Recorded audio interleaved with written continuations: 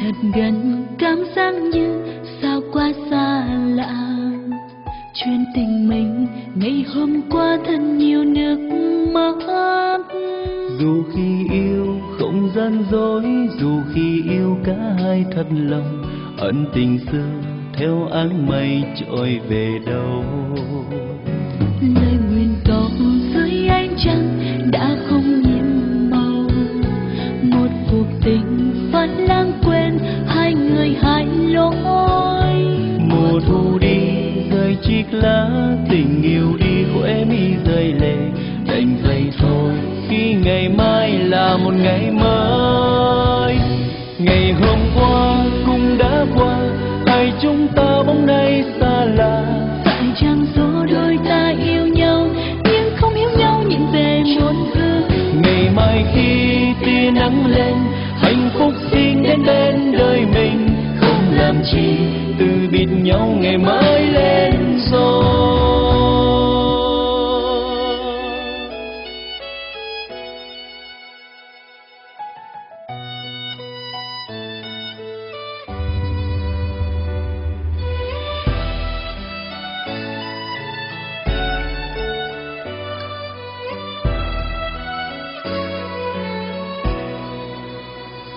Ngồi thật gần, cảm giác như sao quá xa lạ.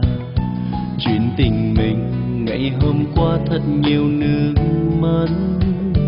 Dù khi yêu không gian dối, dù khi yêu cả hai thật lòng, ân tình xưa theo áng mây trôi về đâu. Lời nguyện cầu dưới ánh trăng đã không nhiệm màu, một cuộc tình phải lãng quên, hai người hai lối.